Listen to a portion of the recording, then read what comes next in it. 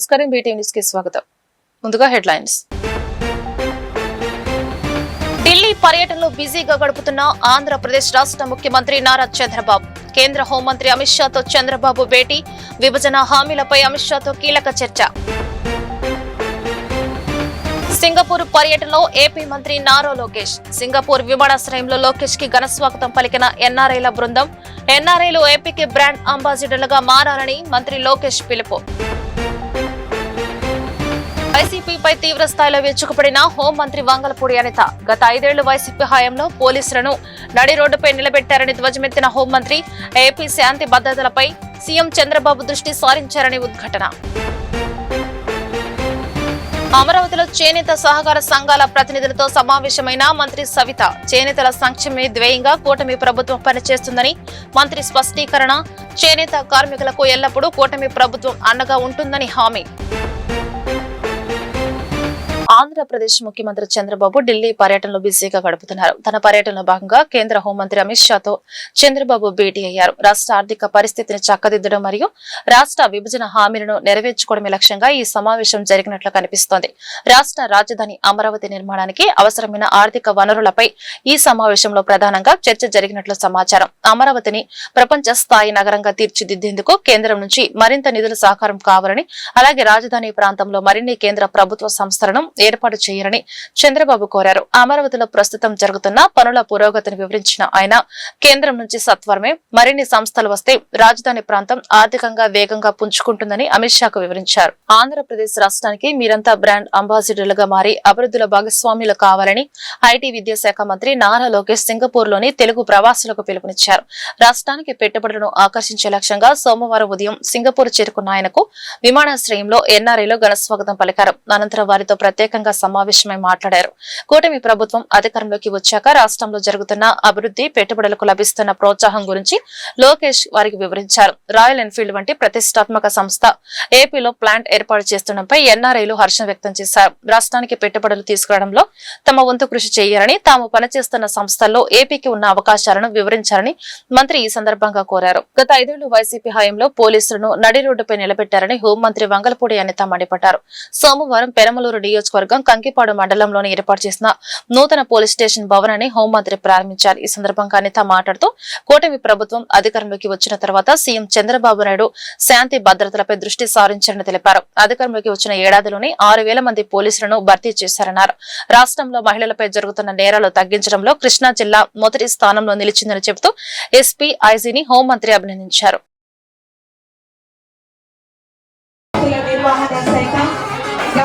శ్రీమతి వంగలపూడి అనిత గారు, అదేవిధంగా గౌరవ ఎమ్మెల్యే గారు, గౌరవనీయులు మోడీ ప్రసాద్ గారు, గౌరవ మంత్రివర్యులు గౌరవనీయులు శ్రీ కొల్లు రవీంద్ర గారు, గౌరవ చైర్మన్ గారు కె శివ శ్రీనివాసరావు గారు, ఆంధ్రప్రదేశ్ పోలీస్ హౌసింగ్ కార్పొరేషన్, అదేవిధంగా గౌరవ ఆఫీసర్స్, అదేవిధంగా గౌరవ జిల్లా కలెక్టర్ గారు, అదేవిధంగా ప్రభుత్వ అధికారులందరూ కూడా ఈ శిలాఫలకం ఆవిష్కరణలో ఎంతో ఘనంగా పాల్గొనడం జరిగింది. ముందుగా గౌరవ ఎస్పీ గారు, అదేవిధంగా గౌరవ ఐజీ గారు అందరూ కూడా ఎంతో సంతోషంగా ఈరోజు ఈ శిలాఫలకం ఆవిష్కరణకై ఈ నూతన భవన ప్రారంభోత్సవానికి ఎంతో చేనేత సహకార సంఘాల నుంచి వస్త్రాలను ప్రభుత్వమే నేరుగా కొనుగోలు చేస్తుందని, ఆప్కోను బతికించుకోవడంలో నేతనుల పాత్ర కీలకమని మంత్రి సవిత పేర్కొన్నారు. ఇప్పటికే సహకార సంఘాలకు ఉచిత విద్యుత్ అందిస్తున్నామని, 50 ఏళ్లకి 4,000 పెన్షన్ ఇస్తున్నామని తెలిపారు. ముఖ్యమంత్రి చంద్రబాబు నాయుడు, మంత్రి లోకేష్ నాయకత్వంలో చేనేతల సంక్షేమమే ధ్యేయంగా ప్రభుత్వం పనిచేస్తుందని మంత్రి వివరించారు. అమరావతిలో చేనేత సహకార సంఘాల ప్రతినిధులతో మంత్రి సవిత సమావేశమయ్యారు. ఈ భేటీలో జౌళి శాఖ స్పెషల్ సీఎస్ ఆర్పి సిసోడియా, కమిషనర్ రేఖారాణి మరియు వివిధ జిల్లాల ప్రతినిధులు పాల్గొన్నారు. ఈ సందర్భంగా మంత్రి మాట్లాడుతూ చేనేత సహకార సంఘాల నుంచి వస్త్రాలను ప్రభుత్వమే నేరుగా కొనుగోలు చేస్తుందని, ఆప్కోను బతికించుకోవడంలో నేతనుల పాత్ర కీలకమని పేర్కొన్నారు. మరి పోగును వస్త్రంగా మనిషి మానాన్ని కాపాడుతున్న చేనేతల సహకార సంఘాలతో ఈరోజు సమావేశం జరగడం జరిగింది. ఈరోజు రాష్ట్ర వ్యాప్తంగా ఉన్న చేనేత సహకార సంఘాల వారందరినీ పిలిపించి మరి నేను, మన స్పెషల్ సిఎస్ గారు, అదేవిధంగా కమిషనర్ గారు, డిపార్ట్మెంట్ అందరితోనూ ఒక ఆత్మీయ సమావేశము ఏర్పాటు చేయడం కూడా జరిగింది. మరి చేనేత సహకార సంఘాల దగ్గర ఏమైతే స్టాక్ ఉంది, మరి వాళ్ళ దగ్గర లివరీ ఏముంది, మరి జనరల్ సేల్స్ ఏముంది, ఏ విధంగా ఏంటి అనేది విషయం అన్ని చర్చించి మరి వారికి ఉచిత విద్యుత్ కూడా మనం అందజేశాం. వారికి ఎంత మాత్రం లబ్ధి పొందింది అన్న విషయం కూడా వాళ్ళతో చర్చించడం జరిగింది. దానితో పాటు మరి ఏ విధంగా అయితే గతంలో ఏదైతే మన మాన్యశ్రీ ముఖ్యమంత్రి చంద్రబాబు నాయుడు గారు ఎన్నికల సమయంలో ఏదైతే మాట చెప్పారో ఆ మాట నిలబెట్టుకున్న ప్రభుత్వం కూటమి ప్రభుత్వం అనే విషయం కూడా తెలియజేస్తూ మరి చేనేతలకు 50 సంవత్సరాలకే 4,000 పెన్షన్ ఇవ్వడం జరిగింది. చేనేత వస్త్రాలను ప్రోత్సహిస్తూ ఎప్పటికప్పుడు మరి వాళ్ళకు ఎగ్జిబిషన్స్ ఏర్పాటు చేయడం జరిగింది. దాంతోపాటు వారికి కావాల్సిన స్కిల్ ట్రైనింగ్ కూడా జరగటం కూడా జరిగింది. ఇంకా వాళ్ళకి ఏం కావాలి, ఏ విధంగా అయితే చేనేతలకు 365 రోజులు పని కల్పించడానికి ఏ విధంగా మేము ప్రభుత్వం తరఫున ఏ విధంగా సహకరించాలన్న విషయం చేనేత సహకార సంఘాలతో కూడా చర్చించడం జరిగింది. దాంతోపాటు మరి ఈ 24 నెలల్లో సుమారుగా 190 కోట్ల రూపాయలు ఆప్కో ద్వారా సేల్స్ కూడా జరగటం జరిగింది అనే విషయం కూడా తెలియజేస్తూ మరి కూటమి ప్రభుత్వం లక్ష్యం ఒకటే, మరి చేనేతలకు 365 రోజులు పని దినాలు కల్పించాలన్న గొప్ప లక్ష్యంతో ముందుకెళ్తున్నాం. నిజంగానే చేనేతలతో ఈరోజు మంచి మీటింగ్ జరిగింది. వారి దగ్గర ఉన్న ప్రొక్యూర్మెంటు మేము ఎంత ఉంది ఏంటని సొసైటీల ద్వారా కూడా మరి ప్రొక్యూర్మెంట్ కూడా జరుగుతుందన్న విషయం కూడా తెలియజేస్తూ మరింత చేనేతలు ఉత్సాహంగా వారికి ఈ ఆర్డర్ కలర్స్ కూడా ఇప్పుడు మరి స్కిల్ డెవలప్మెంట్ ద్వారా కూడా లేటెస్ట్ డిజైన్స్ ట్రైనింగ్ ఇవ్వటం, లేటెస్ట్ కలర్స్ ట్రెండ్ కలర్స్ ఏముందన్న విషయం కూడా వాళ్ళకి తెలియజేయటం కూడా జరిగిందన్న విషయం కూడా తెలియజేస్తుంది. మరి ఈరోజు మరి ఒక గొప్ప శుభవార్త ఏంటంటే మరి కలిగుదయం వెంకటేశ్వర స్వామి వారి టీటీడీ ఆర్డర్ కూడా జాతీయ సాంకేతిక దినోత్సవ సందర్భంగా నిర్వహించిన టెక్ ట్రిక్స్ 2026 స్టార్టప్ ఎక్స్పో యువ పారిశ్రామికవేత్తలకు సువర్ణ అవకాశంగా నిలుస్తుందని ఎన్టీఆర్ జిల్లా కలెక్టర్ లక్ష్మీ షా అన్నారు. స్థానిక ఆలోచనలు ఆవిష్కరణలను ప్రోత్సహించే లక్ష్యంతో ఇలాంటి కార్యక్రమం నిర్వహిస్తున్నామని తెలిపారు. ఈ ఎక్స్పోలో యువత రూపొందించిన వినూత్న ఆలోచనలు, సాంకేతిక పరిష్కారాలు, సామాజిక అవసరాలకు అనుగుణంగా రూపొందించిన ఉత్పత్తులు ప్రత్యేక ఆకర్షణగా నిలిచాయని తెలిపారు. జాతీయ సాంకేతిక దినోత్సవ సందర్భంగా ఎనికేపాడులోని విజయవాడ రతన్ టాటా ఇన్నోవేషన్ హబ్ లో జిల్లా అధికార యంత్రాంగం RTIH సంయుక్తంగా ఏర్పాటు చేసిన టెక్ ట్రిక్స్ 2026 స్టార్టప్ ఎక్స్పోను collector Lakshmi Shah, RTIH CEO G Krishnan అధికారులతో కలిసి ప్రారంభించారు. ఈ సందర్భంగా కలెక్టర్ లక్ష్మీ షా మాట్లాడుతూ స్థానిక స్థాయిలో పుట్టుకొచ్చే ఆవిష్కరణలకు సరైన మార్గదర్శకత్వం, మార్కెట్ అవకాశాలు, సాంకేతిక సహకారం లభిస్తే అవి అంతర్జాతీయ స్థాయికి ఎదగలవన్నారు. అందరికీ నమస్కారం. ఈరోజు నేషనల్ టెక్నాలజీ డే సెలబ్రేట్ చేయడంతో భాగంగా రతన్ టాటా ఇన్నోవేషన్ హబ్ విజయవాడలో టెక్నాలజీ అండ్ స్టార్టప్ ఎక్స్పో పెట్టడం జరిగింది. ఇది ముఖ్యంగా ఇండిజినస్ ఇన్నోవేషన్స్ని ఎంకరేజ్ చేయడానికి ఈ కార్యక్రమం చేపట్టడం జరుగుతూ ఉంది. 1998లో పోఖ్రాన్ న్యూక్లియర్ టెస్ట్ సక్సెస్ఫుల్గా చేసిన నేపథ్యంలో ఈ నేషనల్ టెక్నాలజీ డేని ప్రతి సంవత్సరం మే 11వ తారీఖు చేయడం జరుగుతూ ఉంది. దాంట్లో భాగంగా ఈరోజు ఎన్టీఆర్ జిల్లాలో కూడా ఇటువంటి కార్యక్రమం చేసి ఇక్కడ రతన్ టాటా ఇన్నోవేషన్ హబ్ అలాగే స్పోక్ ఏదైతే ఉందో దీంట్లో లోకల్గా ఇండిజినియస్గా చేస్తున్న స్టార్టప్స్ని ఎంకరేజ్ చేయడానికి, వాళ్ళకి మార్కెట్ లింకేజ్ ఇవ్వడానికి, వాళ్ళకి అన్ని రకాలుగా సపోర్ట్ చేయడానికి ఈ కార్యక్రమం చెప్పడం జరుగుతూ ఉంది. సో ఇప్పుడు చూస్తే ఎన్నో ఇన్నోవేషన్స్, వినూత్నంగా ఆలోచించే వాళ్ళు, యూత్స్, స్టూడెంట్స్, అలాగే సెల్ఫ్ హెల్ప్ గ్రూప్ విమెన్ అందరూ ఎన్నో ఆలోచనలతో అలాగే టెక్నాలజీతో ముందుకు వస్తున్నారు. అవన్నిటికీ ఒక సపోర్ట్ ఇచ్చి, మెంటరింగ్ ఇచ్చి, దాన్ని ఎలాగ మార్కెట్ రిక్వైర్మెంట్కి ట్యూనప్ చేయాలి అనే విషయం మీద ఈరోజు ఇక్కడ చర్చలు జరుగుతాయి. రతన్ టాటా ఇన్నోవేషన్ హబ్లో మంచి ఓపెన్ హౌస్ డిస్కషన్ జరుగుతుంది, బ్రెయిన్ స్టార్మింగ్ జరుగుతుంది. ఇప్పుడు ఏదైతే ప్రాబ్లమ్స్ ఉన్నాయో ఆ ప్రాబ్లమ్స్కి ఏ ప్రకారంగా సొల్యూషన్స్ వస్తాయి అనే దాని మీద కూడా చర్చలు జరుగుతాయి. కాబట్టి ఇటువంటి కార్యక్రమాన్ని మనం ఎన్టీఆర్ జిల్లాలో గవర్నమెంట్ ఆఫ్ ఆంధ్రప్రదేశ్ సహకారంతో అట్లాగే రతన్ టాటా ఇన్నోవేషన్ హబ్ సహకారంతో చేయడము చాలా ఆనందంగా ఉంది. దీన్ని ప్రతి ఒక్కరు ఉపయోగించుకోవాలి. ముఖ్యంగా పిల్లలు, స్టూడెంట్స్, ఎవరైతే కాలేజ్ స్టూడెంట్స్ అలాగే ఇంటర్ స్టూడెంట్స్ ఉంటున్నారో వాళ్ళు చాలా ఆలోచనలు ఉంటాయి, చాలా ఇన్ఫర్మేషన్ టెక్నాలజీ చూస్తుంటారు. వాళ్ళు దాన్ని ఎట్లాగా ప్రాక్టికల్ ప్రాబ్లమ్ సొల్యూషన్స్గా దాన్ని వాడుకోవచ్చు అనే దాని మీద ఇటువంటి ఎక్స్పోలు ఉపయోగపడతాయని నేను సందర్భంగా భావిస్తున్నాను. ఎన్టీఆర్ జిల్లాలో అర్జీదారులు తెలియజేసిన సమస్యలపై ప్రత్యేక దృష్టి సారించి నాణ్యమైన పరిష్కారాన్ని వేగవంతంగా అందించేలా చర్యలు చేపట్టాలని కమిషనర్ ధ్యానచంద్ర అన్నారు. నగరపాలక సంస్థ ప్రధాన కార్యాలయంలో ప్రజా సమస్యల పరిష్కార వేదికను నిర్వహించారు. ప్రజల నుంచి కమిషనర్ ధ్యానచంద్ర ఫిర్యాదులను స్వీకరించారు. వాటిని పరిశీలించి పరిష్కరించాలని సంబంధిత శాఖ అధికారులను ఆదేశించారు. ఈ సందర్భంగా కమిషనర్ మాట్లాడుతూ రాష్ట్ర ప్రభుత్వం PGRS కార్యక్రమాన్ని కార్యక్రమాన్ని ప్రతిష్టాత్మకంగా నిర్వహిస్తున్నట్లు చెప్పారు. రాష్ట్ర స్థాయిలో ఎప్పటికప్పుడు పర్యవేక్షణ జరుగుతున్నందున అధికారులు ప్రత్యేక దృష్టి సారించి వినతులను పరిష్కరించాలని సూచించారు. సమస్యలపై వాస్తవ పరిస్థితులను క్షేత్రస్థాయిలో పరిశీలించి నాణ్యమైన పరిష్కారం చూపాలన్నారు. నమస్కారం, నేను విజయవాడ మున్సిపల్ కమిషనర్ మాట్లాడుతున్నాను. ఈ రోజు పీజీఆర్ఎస్ సంబంధించి విఎంసీ మెయిన్ ఆఫీస్ లో అప్లికేషన్స్ తీసుకుంటున్నాము. అలాగే ప్రతి జోనల్ ఆఫీస్ లో, ప్రతి సచివాలయంలో కూడా ఈ పీజీఆర్ఎస్ అప్లికేషన్స్ తీసుకుంటాము. ముఖ్యంగా లాస్ట్ వీక్ చూస్తే 181 అప్లికేషన్స్ రావడం జరిగింది. మన ఏమేంటంటే ఏది కూడా బియాండ్ ఎస్ఎల్ఏ వెళ్లకుండా పెటిషనర్ దగ్గర వెళ్తూ ప్రాబ్లం ఉన్న చోటుకి వెళ్తే విత్ ఇన్ ఎస్ఎల్ఏ అన్ని ప్రాబ్లమ్స్ సాల్వ్ చేయడానికి కూడా పరిష్కారాలు ఇవ్వడానికి కూడా ప్రయత్నం చేస్తున్నాము. కొన్ని టౌన్ ప్లానింగ్ ఇష్యూస్, ఇంజనీరింగ్ సమస్య, అలాగనే కొన్ని స్ట్రీట్ డాగ్ సమస్య, ఇట్లాంటి రకరకాల ఇష్యూస్ వస్తుంటాయి. ఈ రోజు కూడా దాదాపుగా 35 అప్లికేషన్స్ రావడం జరిగింది. దాదాపుగా 10 కేటగిరీలో మనకి అప్లికేషన్స్ వస్తాయి. సిఎంఓ గ్రీవెన్స్ ఉండొచ్చు, అలాగనే మనకి ఆన్లైన్ 1902 నుంచి కూడా రావడం జరుగుతుంది. సో ఎట్టి పరిస్థితుల్లో అన్ని అప్లికేషన్ సీరియస్ గా తీసుకుని ఒక పబ్లిక్ సాటిస్ఫాక్షన్ పెంచడానికి అన్ని చర్యలు తీసుకుంటున్నాం.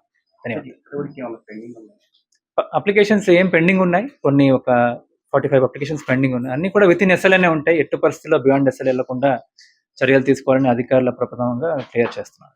కడపలో టిప్పు సుల్తాన్ పేరుతో జరిగిన దాడుల వెనుక పెద్ద కుట్ర కోణం ఉందని బీజేపీ జాతీయ కౌన్సిల్ సభ్యులు ఎస్ విష్ణువర్ధన్ రెడ్డి ఆరోపించారు. ఈ ఘటనపై పూర్తి స్థాయి పారదర్శక దర్యాప్తు జరపాలని డిమాండ్ చేస్తూ నిషేధిత సంస్థలైన ఎస్డిపిఐ, పిఎఫ్ఐ మరియు కేరళకు చెందిన ఇతర సంస్థల ప్రమేయంపై ప్రత్యేక దర్యాప్తు బృందాన్ని ఏర్పాటు చేయాలని కోరారు. ముఖ్యంగా ఈ దాడులకు సంబంధించిన ఆర్థిక లావాదేవీలు, కమ్యూనికేషన్ నెట్వర్క్స్ మరియు ప్రణాళికలను లోతుగా పరిశీలించాలని ఆయన సూచించారు. ఈ కుట్రలో కొంతమంది రాజకీయ నాయకుల జోక్యంపై కూడా విచారణ జరిపి శాంతి భద్రతలను కాపాడాలని ఆయన ప్రభుత్వాన్ని కోరారు. కడపలో జరిగినటువంటి సంఘటన, టిప్పు సుల్తాన్ పేరుతో జరుగుతున్నటువంటి మత విద్వేషాలు, ఇవి సాధారణంగా 2 వర్గాలకు సంబంధించినటువంటి అంశం కాదు.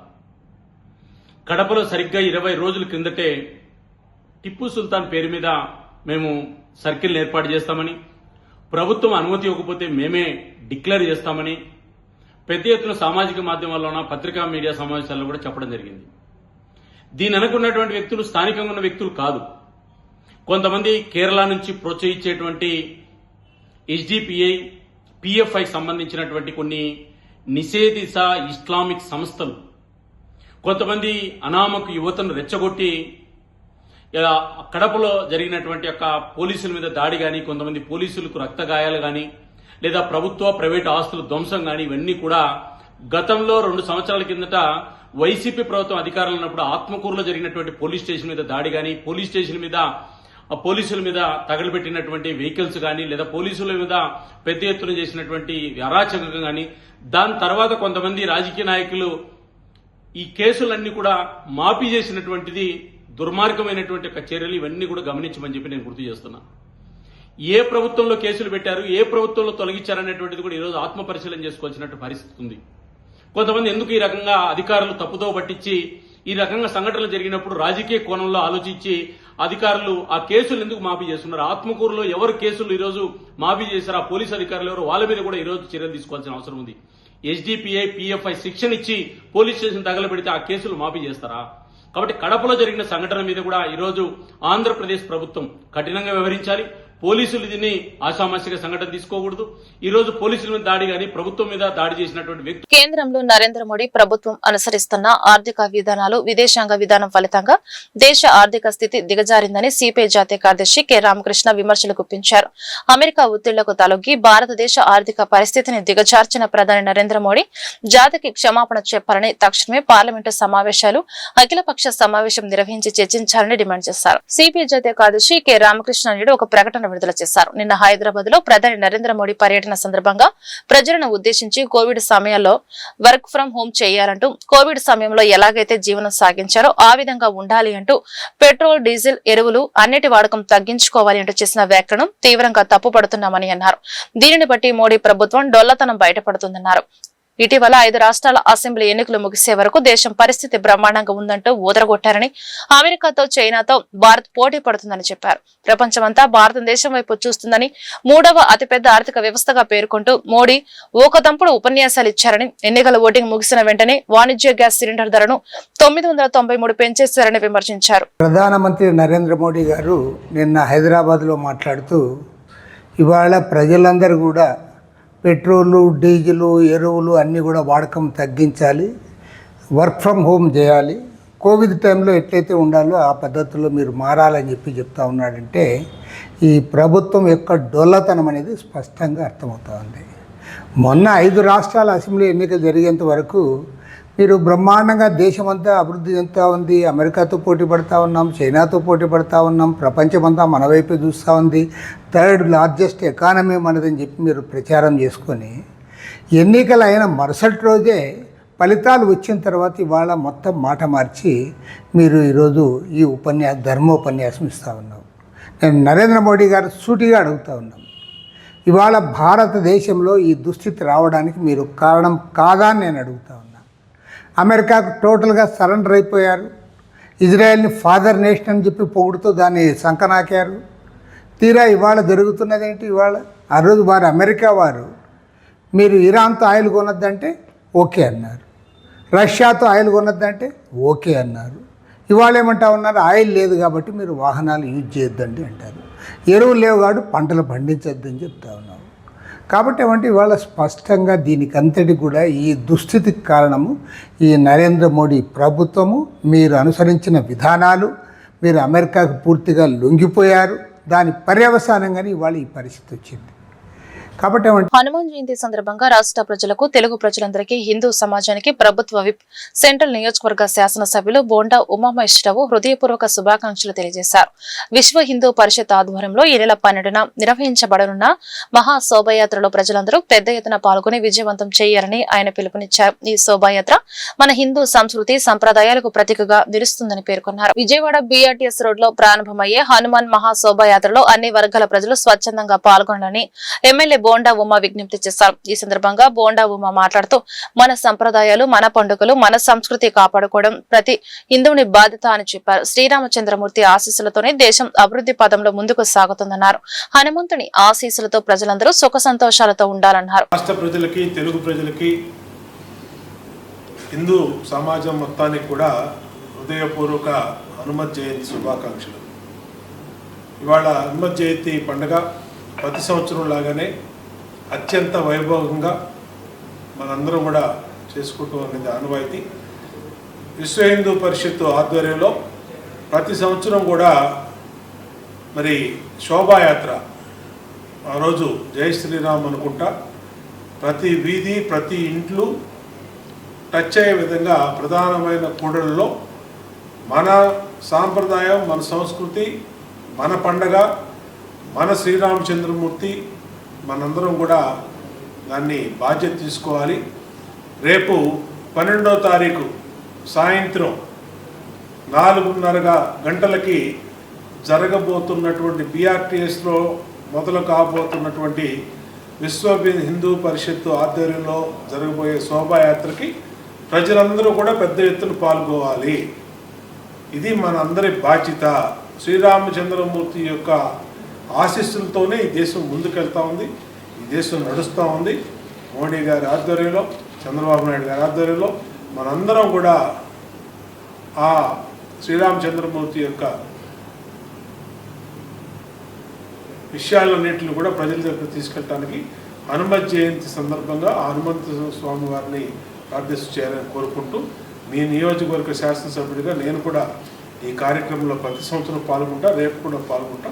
అందరినీ కూడా దీనికి ఇన్వైట్ చేస్తాం. ఆంధ్రప్రదేశ్ రాష్ట్ర 10వ తరగతి పరీక్షా ఫలితాలలో ఉత్తమ ప్రతిభ కనపరిచిన విద్యార్థులను స్థానిక ఎమ్మెల్యే గద్దె రామ్మోహన్ అభినందించారు. పట్టుదల, ప్రణాళికతో పాటు మంచి సమయస్ఫూర్తిని, మరెన్నో ఉన్నత లక్ష్యాలను సాధించాలని ఆకాంక్షించారు. విద్యాశాఖ మంత్రి నారా లోకేష్ నేతృత్వంలో విద్యాశాఖ మరింత బలోపేతమైందని, విద్యార్థులు 10వ తరగతి పరీక్షల్లో అత్యుత్తమ ఫలితాలతో రాణించాలని చెప్పారు. తూర్పు నియోజకవర్గ పరిధిలో 10వ తరగతి పరీక్షా ఫలితాల్లో 580కి పైగా మార్కులు సాధించిన 40 మంది విద్యార్థులు, వారి తల్లిదండ్రులకు, వారి విద్య అభ్యసించిన స్కూల్ ప్రధాన ఉపాధ్యాయులను తూర్పు ఎమ్మెల్యే గద్దె రామ్మోహన్ సత్కరించారు. ఈ కార్యక్రమాన్ని పురస్కరించుకుని పడమట ఎన్టీఆర్ సర్కిల్ నుంచి auto Nagar, Allagadda function hall వరకు థ్యాంక్ యూ సీఎం సార్ అంటూ ప్లకార్డులతో ర్యాలీ నిర్వహించారు. ఈ సందర్భంగా తూర్పు ఎమ్మెల్యే గద్దె రామ్మోహన్ మాట్లాడుతూ తమ నియోజకవర్గంలోని స్కూల్స్ లో 10వ తరగతి పరీక్షా ఫలితాల్లో విద్యార్థులు అత్యుత్తమ ప్రతిభ కనపరిచారని తెలిపారు.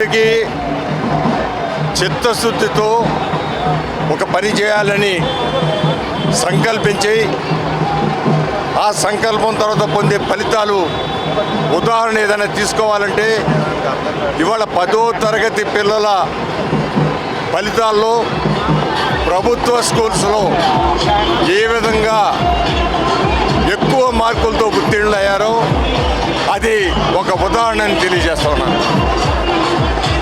ఎందుకంటే ఆ చిత్తశుద్ధి సంకల్పం నారా లోకేష్ బాబు గారి ద్వారా ఒక మంత్రిగా, విద్యాశాఖ మంత్రిగా ఏది ఏమైనా ప్రభుత్వ స్కూల్స్లో నో వేకెన్సీ అన్న తర్వాతే ప్రైవేట్ స్కూల్లో చేరే ఆలోచన పిల్లలకు రావాలని చెప్పి ఈ యొక్క సంవత్సర కాలం పాటు ఎంతో శ్రమించి ప్రత్యేకంగా 100 రోజుల ప్రోగ్రాం పెట్టి పిల్లల్ని తర్ఫీదిచ్చి ఇవాళ ఉన్నత మార్కులు తెచ్చుకొని పేపర్లో పెద్ద పెద్ద ఎడిటింగులతో ప్రభుత్వ స్కూల్స్లో టాప్ మెరిట్ అని చెప్పి వచ్చిందంటే అది కూటమి ప్రభుత్వం యొక్క సంకల్పం, చిత్తశుద్ధి.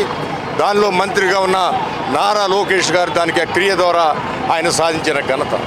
ఇవాళ నారా లోకేష్ బాబు గారు తనకున్న ఎడ్యుకేషన్ అనుభవాన్నంతా దృష్టిలో పెట్టుకుని పిల్లల్ని ప్రైవేట్ స్కూల్తో కూడా సంప్రదించి ప్రైవేట్ స్కూల్స్లో వాళ్ళు ఫాలో అవుతున్న విషయాలను కూడా తెలుసుకొని అన్నీ కూడా చూసుకొని ఒక మంచి వాతావరణం ప్రైవేట్ స్కూల్లో కల్పించి ఆ వాతావరణం ద్వారా పిల్లల్లో చదువుకోవాలని ఆసక్తి పెంచి ఆ పెంచిన ద్వారా అత్యధిక మార్కులు సాధించాలి, ప్రైవేట్ స్కూల్స్ కంటే మిన్నగా మార్కులు తెచ్చుకోవాలని చెప్పి ఆ పిల్లల్లో ఒక బలమైన సంకల్పం కలిగించిన లోకేష్ బాబుకి థ్యాంక్ యూ సార్ అని చెప్పి వాళ్ళందరూ కూడా బోర్డులు పెట్టి ముందుకు వెళ్తూ ఉన్నారంటే ఈరోజు తూర్పు నియోజకవర్గంలో ఇంతమంది పిల్లలను సన్మానించి మేము వాళ్ళకి ఇది 10 మంది రాబోయే యువతకి చైతన్యం కావాలి, ఒక స్ఫూర్తి. పదాలకి అడుగులేస్తున్నాయని చెప్పి మనందరం ఇక్కడ చూస్తూ ఉన్నాము.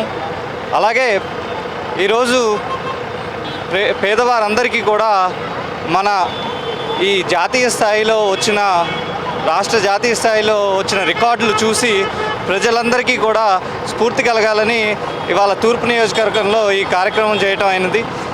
ఎలాగంటే ఈరోజు ఫస్ట్, సెకండ్, థర్డ్ వచ్చిన వారందరికీ కూడా మన తూర్పు నియోజకవర్గం నుండి దాదాపుగా 2 లక్షల రూపాయలు బహుమానంగా ఇవ్వటం అయింది. నిజంగా మన విద్యాశాఖ మంత్రి నారా లోకేష్ గారికి, అలాగే మన ముఖ్యమంత్రి చంద్రబాబు నాయుడు గారికి అందరికీ కూడా కృతజ్ఞతలు తెలియజేసుకుంటున్నాను. ఈరోజు మన ప్రభుత్వ పాఠశాలలో ఆ 100 డేస్ ప్రణాళికలు అనేవి వేసుకుని నిజంగా మన ప్రైవేట్ పాఠశాలకి కాంపిటీషన్గా ముందుకెళ్ళటం అనేది మన రాష్ట్రానికే గర్వకారణం. ఎందుకంటే పిల్లల భవిష్యత్తు అనేది మనకి మోస్ట్ ఇంపార్టెంట్ ప్రణాళిక ఇక్కడ.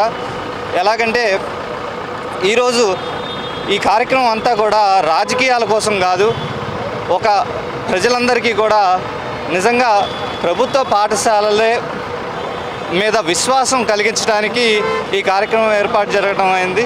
మరొక్కసారి ఈ కార్యక్రమం సక్సెస్ఫుల్ చేసినందుకు లోకల్ నాయకులకి, అలాగే శాసనసభ్యులు గద్దె రామ్మోహన్ గారికి, అలాగే మన జిల్లా విజయవాడ కొండ ప్రాంత వాసుల చిరకాల వాంఛను నెరవేర్చాల్సిన బాధ్యత ప్రభుత్వంపై ఉందని సిపి రాష్ట్ర నాయకులు మాజీ ఎమ్మెల్సీ జెల్లీ విల్సన్ అన్నారు. కొండ ప్రాంత వాసుల నివాస స్థలాలను పక్కా రిజిస్ట్రేషన్ చేయాలని, స్థలాల క్రమబద్దీకరణతో సరిపెట్టకుండా వారికి సర్వ హక్కులు కల్పించాలని డిమాండ్ చేశారు. రిజిస్ట్రేషన్ రుసుమును నివాసితులు భరించే విధంగా చర్యలు చేపట్టాలని ఆయన విజ్ఞప్తి చేశారు. విజయవాడ మొగల్రాజ్పురం రెవెన్యూ పరిధిలోని సర్వే నెంబర్ 1/1A ఉన్న అన్ని నివాస స్థలాలను పక్కా రిజిస్ట్రేషన్ చేయాలని ఆర్కియాలజీ డిపార్ట్మెంట్ ఆంక్షలు తొలగించాలని కోరుతూ సిపి నగర సమితి ఆధ్వర్యంలో ర్యాలీ నిర్వహించారు. మొగల్రాజ్పురం బందుల దొడ్డి నుండి కలెక్టర్ కార్యాలయం వరకు ఈ ర్యాలీ సాగింది. అనంతరం కలెక్టర్ కార్యాలయంలో వినతి పత్రాన్ని అందజేశారు. రాజపురం రెవెన్యూ పరిధిలో ఉన్నటువంటి సర్వే నంబర్ 1/1Aలో గతంలో ప్రభుత్వాలు ఇచ్చినటువంటి పట్టాలు కానీ కాగితాలు కానీ ఏమాత్రం కూడా ఉపయోగపడనటువంటి పరిస్థితి అనేది ఉంది. ఆ కుటుంబాలను ఏ ఆపద వచ్చినా, ఏ అవసరాలు వచ్చినా కూడా అవి ఉపయోగపడనటువంటి పరిస్థితి అనేది ఉంది. చివరికి ఆ పట్టా కాగితాలు 4 గీసుకోవడానికి మాత్రమే పనికొచ్చే పరిస్థితి అనేది ఉంది. ఇవాళ మేం చెప్పేది ఇటువంటి పట్టాలు మీరు ఇచ్చినప్పుడు పూర్తి హక్కులతోటి వాటికి రిజిస్టర్ చేసి ఇవ్వాలని చెప్పేసి మేము ప్రధానంగా డిమాండ్ చేస్తా ఉన్నాం. నామమాత్ర ఫీజుతో రిజిస్టర్ చేయండి, ప్రభుత్వానికి రాబడి వస్తుంది కాబట్టి ఆ పని చేయాలని చెప్పేసి కోరుతా ఉన్నాం. అంతేకాదు సర్వే నెంబర్ 1/1లో ఉన్నటువంటి నివాసాలు ఏర్పాటు చేసుకున్నటువంటి వారికి ఇవాళ కేంద్ర ప్రభుత్వానికి చెందినటువంటి సర్వే ఆఫ్ ఇండియా వారు ఇవాళ జియోలాజికల్ ఆర్కియాలజీ సంబంధించినటువంటి వారు ఇవాళ ఆంక్షలు పెడతా ఉన్నారు. మీకు రిజిస్టర్లు చేయొద్దు, మీకు పట్టాలు ఇవ్వద్దు అని చెప్పేసి అని అంటా ఉన్నారు. అది సరైనటువంటి ఆలోచన కాదు. ఇప్పటికైనా వారి ఆంక్షల్ని ఉపసంహరించుకోవాలని చెప్పేసి ప్రధానంగా మేము కోరుతా ఉన్నాం. అలానే ఇవాళ ఉన్నటువంటి గ్రామకంఠం పేరుతో ఉన్నటువంటి స్థలాలకి 100 సంవత్సరాల నాడు ఏర్పాటు చేసుకున్నటువంటి వారికి ఇవాళ విడగొట్టి ఇవాళ రిజిస్టర్ పత్రాలు ఇవ్వాలని చెప్పేసి మేము కోరుతా ఉన్నాం. అంతేకాదు బీఫారంలో పట్టాలకు కూడా అన్ని హక్కులతోటి రిజిస్టర్ చేయాలి. మొత్తంగా మేము మొగలరాజపురం రెవెన్యూ పరిధిలో ఉన్నటువంటి భూములన్నిటికీ, నివాస భూములన్నిటికీ సర్వే చేయండి. మీరు అనుకున్న పద్ధతిలో రెగ్యులరైజ్ చేయండి. ఇవాళ మీరు ఇచ్చేటువంటి కాగితాల్లో ఇవాళ విజయవాడ సెంట్రల్ నియోజకవర్గం 64వ డివిజన్ కంట్రికలో డివిజన్ అధ్యక్షుడు కాకుల రవికుమార్ ఆధ్వర్యంలో టీడీపీ యువనేత బోండా రవితేజ జన్మదిన వేడుకను ఘనంగా నిర్వహించారు. బోండా రవితేజ ఈ వేడుకల్లో పాల్గొన్నారు. మజ్జిగ పంపిణీ కార్యక్రమాన్ని ప్రారంభించారు. పుట్టినరోజు అంటే ఆడంబరాలకు పోకుండా సేవా కార్యాలు చేయడం ఆనవాయితీ అని తెలిపారు. విజయవాడ సెంట్రల్ నియోజకవర్గం 64వ డివిజన్ కంట్రికలో డివిజన్ అధ్యక్షుడు కాకొల్లు రవికుమార్ ఆధ్వర్యంలో టీడీపీ యువనేత బోండా రవితేజ జన్మదిన వేడుకలను ఘనంగా నిర్వహించారు. బోండా రవితేజ పార్టీ శ్రేణులు అభిమానులతో కేక్ కట్ చేశారు. అనంతరం మజ్జిగ పంపిణీ చేశారు. కూలర్ ను ప్రారంభించారు. ఈ సందర్భంగా బోండా రవితేజ మాట్లాడుతూ తన జన్మదినాన్ని పురస్కరించుకొని విజయవాడ సెంట్రల్ నియోజకవర్గంలో అనేక డివిజన్లలో పలు సేవా కార్యక్రమాలు నిర్వహించారని చెప్పారు. అందులో భాగంగా అనేక చోట్ల అన్నదానాలు, మజ్జిగ పంపిణీ కార్యక్రమాలు, వృద్ధులు, వికలాంగులకు దుప్పట్లు పంపిణీ కార్యక్రమాలు చేయడం జరిగిందన్నారు. ఈరోజు నా జన్మదినాన్ని పురస్కరించుకొని విజయవాడ సెంట్రల్ నియోజకవర్గంలో అనేక డివిజన్లో పలు సేవా కార్యక్రమాలు నిర్వహించడం జరుగుతూ ఉంది. మరి అందులో భాగంగా అనేక చోట్ల అన్నదాన కార్యక్రమాలు అయితే కానివ్వండి, మజ్జిగ పంపిణీ కార్యక్రమాలు, వృద్ధులకి, వికలాంగులకి దుప్పట్లు, పళ్ళు పంపిణీ కార్యక్రమాలు, అదేవిధంగా రాష్ట్ర ముఖ్యమంత్రి నారా చంద్రబాబు గారు ప్రవేశపెట్టిన P4 పథకం కింద ఈ నియోజకవర్గంలోని 5 డివిజన్ బాధ్యతలను నేను స్వీకరించడం, అందులో భాగంగానే ఈరోజు 15 మందికి టిఫిన్ బళ్ళు, తోపుడు బళ్ళు, అదేవిధంగా వికలాంగులకి ట్రైసైకిల్స్ కూడా పంపిణీ కార్యక్రమం చేయడం జరుగుతూ ఉంది. చాలా సంతోషమైన పరిణామం. మరి మా నాయకుడు బోండా ఉమామహేశ్వరరావు గారి జన్మదినమైనా మా జన్మదినమైనా సరే పుట్టినరోజు అంటే ఆడంబరాలకు వెళ్లకుండా 10 మందికి ఉపయోగపడే విధంగా పనుల్ని చేయటం అనేది ఆయన మాకు నేర్పించిన ఒక మంచి మార్గం. మరి ఆ మార్గంలోనే తెలుగుదేశం పార్టీ నాయకులు కానీ, కూటమి నాయకులు కూడా అందరూ ముందుకెళ్తాం జరుగుతూ ఉంది. అందులో భాగంగా ఈరోజు 64వ డివిజన్లో రవికుమార్ గారి ఆధ్వర్యంలో, కే బాబు కానీ, అదే రాజేష్, వాళ్ళందరూ మిత్రబృందం ఆధ్వర్యంలో చక్కగా మజ్జిగ పంపిణీ కార్యక్రమాన్ని నిర్వహించడం చాలా సంతోషం. వాళ్ళందరికీ కూడా నా హృదయపూర్వక అభినందనలు తెలియజేస్తూ ఉన్నాను. మరి రానున్న రోజుల్లో తప్పకుండా ఏదైతే నమ్మకంతో మమ్మల్ని 2024లో ప్రజలు అత్యధిక మెజారిటీతో అసెంబ్లీకి గెలిపించి పంపించారో ఆ నమ్మకాన్ని ముందుకు తీసుకెళ్తూ ఎప్పుడూ కూడా నిరంతరం మా కుటుంబం సెంట్రల్ నియోజకవర్గ ప్రజల సేవలో ఉంటుందని చెప్పి తెలియజేసుకుంటూ నాకు జన్మదిన శుభాకాంక్షలు తెలియజేసిన ప్రతి ఒక్కరికి కూడా హృదయపూర్వక అభినందనలు తెలియజేస్తాం. బోండా ఉమామహేశ్వరరావు గారి తనయులైనటువంటి రవితేజ గారికి ముందుగా జన్మదిన శుభాకాంక్షలు 64వ డివిజన్ తరపు నుంచి. అలాగే ఈరోజు అన్ని డివిజన్లో అనేకమైన కార్యక్రమాలు, ప్రజలకు ఉపయోగపడే, పేదలకి, వృద్ధులకి, వికలాంగులకి ఉపయోగపడే అనేకమైనటువంటి కార్యక్రమాలు తెలుగుదేశం ఏదైతే అన్ని డివిజన్లో ఈ కార్యక్రమాలను చేపట్టడం చాలా సంతోషకరం. అలాగే ఈ మా డివిజన్లో 64వ డివిజన్లో కూడా ఈరోజు ఈ మజ్జిగ పంపిణీ కార్యక్రమానికి బర్త్డే పురస్కరించుకుని మేము ఈరోజు కార్యక్రమం మొదలుపెట్టాము. ఈ రోజు నుంచి 45 రోజుల పాటు ఈ కార్యక్రమం నిరంతరం ఈ మజ్జిగ పంపిణీ కార్యక్రమం కొనసాగుతుంది. వన్స్ అగైన్ మళ్ళీ ఇంకొకసారి రవితేజ గారికి 64వ డివిజన్ ప్రజల తరపు నుంచి జన్మదిన శుభాకాంక్షలు తెలియజేసుకుంటూ సెలవు తీసుకుంటున్నాం. విజయవాడలో క్రియేటర్స్ ప్రపంచానికి మరింత ఉత్సాహాన్ని నింపుతూ నిర్వహించిన విజయవాడ క్రియేటర్స్ లీగ్ మ్యాచ్లు విజయవంతంగా ముగిశాయి. నగరంలోని గాయత్రి ఫంక్షన్ హాల్లో విజేతలకు బహుమతుల ప్రదానోత్సవ కార్యక్రమం ఘనంగా జరిగింది. సోషల్ మీడియా, డిజిటల్ కంటెంట్ రంగాల్లో ప్రతిభ కనపరుస్తున్న యువ క్రియేటర్స్ ఒకే వేదికపై చేరి సందడి చేశారు. విజేత జట్లకు ట్రోఫీలు, నగదు బహుమతులు అందజేయగా ఈ కార్యక్రమం ఉత్సాహభరిత వాతావరణంలో కొనసాగింది. విజయవాడ నగరంలోని గాయత్రి ఫంక్షన్ హాల్ హాల్లో నిర్వహించిన విజయవాడ క్రికెటర్స్ లీగ్ ముగింపు వేడుకలు ఆకట్టుకున్నాయి. ఇటీవల నిర్వహించిన క్రికెట్ మ్యాచ్లలో అద్భుత ప్రతిభ కనబరిచిన జట్లకు ఈ సందర్భంగా బహుమతులు ప్రదానం చేశారు. లీగ్ లో విజేతగా నిలిచిన జట్టుకు ట్రోఫీతో పాటు ప్రత్యేక బహుమతులు అందజేయగా రన్నరప్ జట్టుకు కూడా సత్కారం నిర్వహించారు. ఈ కార్యక్రమానికి నగరానికి చెందిన పలువురు ప్రముఖ social media creators, YouTubers, Instagram influencers, యువ కళాకారులు హాజరై సందడి చేశారు. రాయల్ యాక్సెసరీస్ మా నారాయణ గారు అంటే సినీ ఇండస్ట్రీ నుంచి ఒక అడుగు నారాయణ గారు ఇటువైపు వేసి రాయల్ యాక్సెసరీస్కి ఒక స్పెషల్ బ్రాండ్ క్రియేట్ చేసి డెఫినెట్లీ నాకు తెలిసి అంటే నేను విన్నాను 2 లక్షలతో మొదలైన ప్రయాణం ఎలా బిజినెస్ని సక్సెస్ఫుల్గా ముందుకు తీసుకెళ్ళి నిజంగా జెన్యూన్ యాక్సెసరీస్ ఇస్తే ఎంత ట్రస్ట్ ఉంటుంది, ఎంత నమ్ముతారు అనడానికి ఒక రియల్ ఎగ్జాంపుల్ మా రాయల్ యాక్సెసరీస్ నారాయణ గారు. సో హార్టీ కంగ్రాచులేషన్స్ మా అందరి తరపు నుంచి. అలాగే పెప్సీ నుంచి వన్ ఆఫ్ ద స్పాన్సర్స్ మా రతన్ గారికి special thanks. Divyasri ads, so C channel, D channel, city cable ఏదైనా అన్డౌటెడ్లీ కేర్ ఆఫ్ అడ్రస్ మా Naveen garu one of the players, one of the influencers, one of the sponsors, what not everything. గారు అంటే నాకు కూడా కొంచెం కొత్తగా ఉందన్న. సో మా నవీన్ అన్న, థ్యాంక్ యూ నవీన్ అన్న. అండ్ డెఫినెట్లీ సంతోష్ ఫోటోగ్రఫీ, మనలో ఒకడు మనతో ఒకడు. ఇంకొకసారి గట్టిగా సంతోష్ కోసం కమాన్. థ్యాంక్ యూ సంతోష్ గారు for being the photography partner. And ఇంత మంచి మ్యాచ్లు ఇంత యాక్టివ్గా, ఇంత ఎనర్జెటిక్గా, ఇంత సూపర్ డూపర్గా జరగాలి అంటే దానికి మెయిన్ కారణం ఎలైట్ గురుకుల్ క్రికెట్ అకాడమీ మా హరికిషోర్ గారికి స్పెషల్ థ్యాంక్స్ తెలియజేసి 13వ title sponsor 13th title sponsor. ఈ 13 టైటిల్ స్పాన్సర్లు చేశాను కానీ అసలు నేను ఎక్కడి నుంచి వచ్చాను, నేను ఎవరిని, అసలు నేను ఏం బిజినెస్ చేస్తాను, అంతకుముందు ఏం చేసేవాడిని అనేది ఎవరూ తెలుసుకోవాల్సిన అవసరం మనకు లేదు, ఎవరూ తెలుసుకోవాలని ఆలోచన కూడా వాళ్ళకి రాలేదు. సో అందుకనే మీరు క్రియేటర్స్ అయ్యారు. ఎందుకంటే పెద్ద పెద్ద టైటిల్ స్పాన్సర్ చేసిన 12 మంది కూడా ఒక వరల్డ్ వైడ్గా ఒక 72 దేశాల్లో ఉన్న ఒక బిఎన్ఐ కానీ, లేదా వరల్డ్ వైడ్గా ఉన్న ఒక రోటరీ కానీ, లేదంటే ఒక 2 స్టేట్లలో ఉన్న పెద్ద పెద్ద కంపెనీలకి నేను టైటిల్ స్పాన్సర్ చేశాను. కానీ వెనక్కి వెళ్ళి ఇంత బ్యాక్గ్రౌండ్ వర్క్ చేశారు అంటే వాళ్ళు ఓన్లీ సోషల్ మీడియా క్రియేటర్స్. అందుకు మాత్రమే నేను అంత వర్క్ చేయగలిగాను. సో నిజంగా హ్యాట్సాప్ అండి, నిజంగా నేను 10th క్లాస్ నేను చదివింది 10వ తరగతి 5 సార్లు ఫెయిల్ అయ్యి 6వసారి పాస్ అయ్యాను. 6వసారి పాస్ అయ్యాను నున్న హై స్కూల్లో.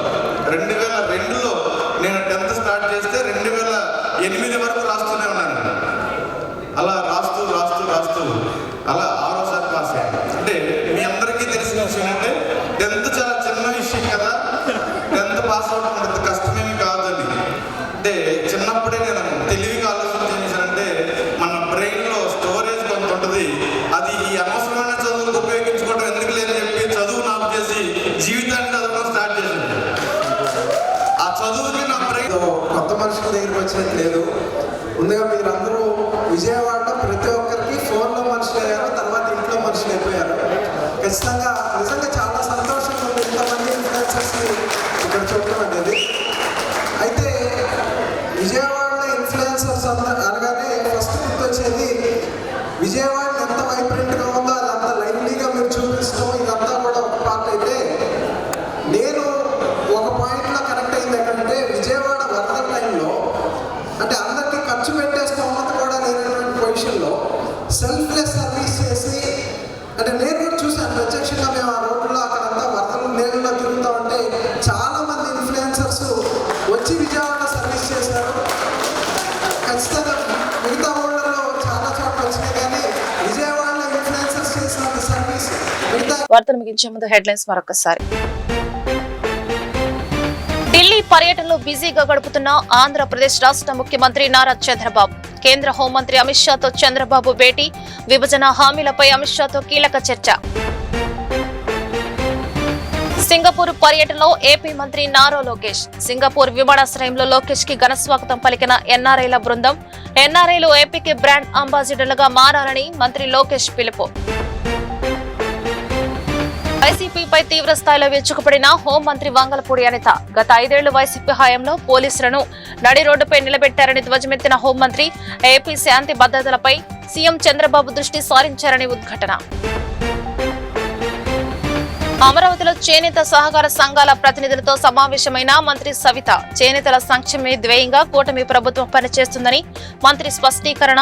చేనేత కార్మికులకు ఎల్లప్పుడూ కూటమి ప్రభుత్వం అండగా ఉంటుందని హామీ. ఈ వార్తలు ఇంతటితో సమాప్తం. నమస్కారం.